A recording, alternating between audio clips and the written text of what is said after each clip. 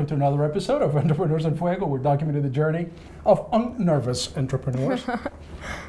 Shahana Saludeen, I hope I said the name correctly. Yeah, you are. How are you doing? I'm good, thank you. You specialize in alternative medicine, right? You're an alternative medicine practitioner. Yes, I'm an certified alternative medicine practitioner.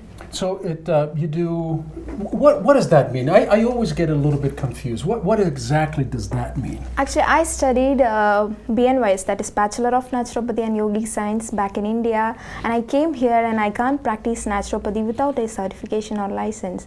So I applied for this, and they got my all the credentials, and they evaluated, and they certified, the American Alternative Association certified me as an alternative medicine practitioner. When you studied in India, do you find the education that you received in India equal, less, or more advanced than the education that we get here in the United States? Actually, I think it's more natural there. They are using all the vitamin shots and injections and things like invasive techniques. They are including the invasive techniques here. But in India, it's not at all invasive. We don't know how to do any invasive technique. Like we just know, but we won't practice. We know that how to do, but. Give me an example, for instance, where you would not use invasive procedures. Somebody that is suffering from, I got an itch in my nose right now, I don't know, maybe it's allergies. Okay. Do you prescribe something that is not, what would you do? Something like that? I just ask them to go for detoxification and ask for their disease symptoms. What are they having, and I choose the symptoms and give the treatment for the cause. The main part of my diagnosis is the patient, not the disease. So I will ask from the beginning, from the childhood, did they have any, did they get any cold or flu? From there it starts until now, and I come to a conclusion after getting their history, their personal history, their medical history and everything. Is it hard for people, though, to remember what they had? I know my mother will remember right down to the month and the day what I had, but for me it might be a little bit hard to remember all the ailments that I had in my past. But if it is a serious ailment, you should remember that. You should. Okay. And so you focus on the individual, not necessarily the disease. And so with that history, you're able to determine what to do next. Is that Yes. And apart from that, our body has the capability or capacity to show what are the disease or what are the symptoms which is inside or which is hiding with us.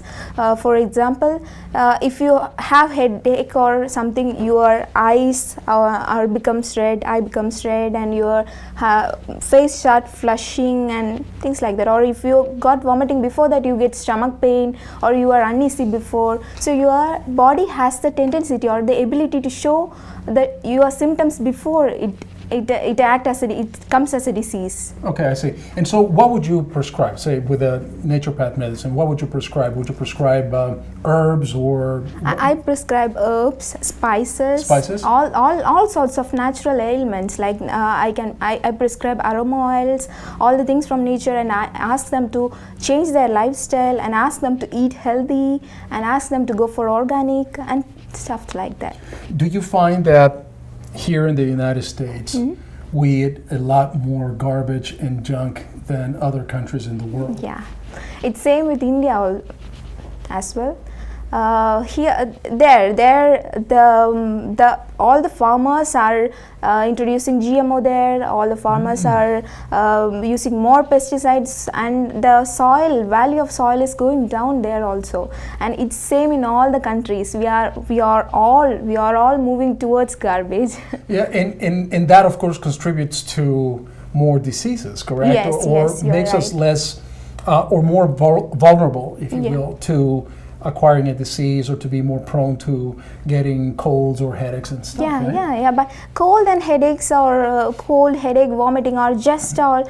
It's like healing symptoms, or it just the body tends to or tries to eliminate the things which is harmful. It's not comes under disease. It's just healing symptoms.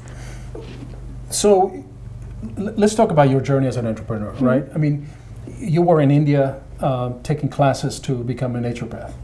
I was studied there. I did study there, and I did study there, and I run a clinic there. Oh, you ran a clinic. Yeah, I ran a clinic there. You ran a clinic, and what was your passion to running a clinic? Were you always did you always want to help people? Did you always want to cure somebody? What was your motivation for that? Yeah, my motivation is just to know the people, to make them understand there is a science called naturopathy, and there is an art of healing which is called yoga.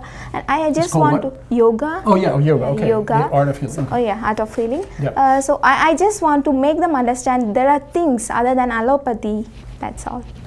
And so, what made you decide? All right, so you're doing this thing. You have a clinic in India. What makes you decide to just come miles and miles away? Which I'm sure you leave your family there. You leave. Yeah. I got married and came here. Oh, I see. So now we're getting to the real. So you get married and you come over here. Yeah.